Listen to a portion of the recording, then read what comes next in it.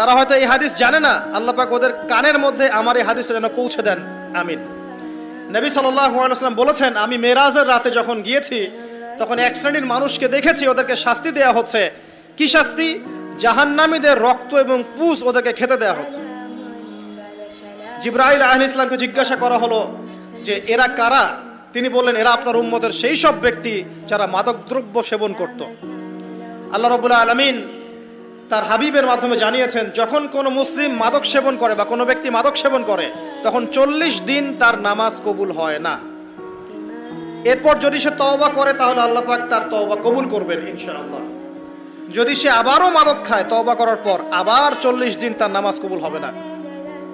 যদি সে আবার তওবা করে আল্লাহ পাক আবার তাকে মাফ করে দিবেন। যদি সে আবারও মাদক খায় আবার 40 দিন তার নামাজ কবুল হবে না। তারপর যদি আবার তওবা করে আবার আল্লাহ তাকে মাফ করে দিবেন। এরপরেও যদি সে আবার মাদকদ্রব্য সেবন করে, নবী সাল্লাল্লাহু আলাইহি ওয়াসাল্লাম বলছেন তাকে আল্লাহ রাব্বুল আলামিন পরকালে মৃত্যুর পরে তিনাতুল খাবাল পান করাবেন। তিনাতুল খাবাল। জিজ্ঞাসা করা হল, ইয়া রাসূলুল্লাহ, তিনাতুল খাবাল কি জিনিস? নবী সাল্লাল্লাহু আলাইহি ওয়াসাল্লাম উত্তর দিচ্ছেন, এটা হচ্ছে জাহান্নামীদের রক্ত, মাংস, এগুলো পুড়ে পচে যে রসটা বের হবে, এটা হচ্ছে তিনাতুল খাবাল।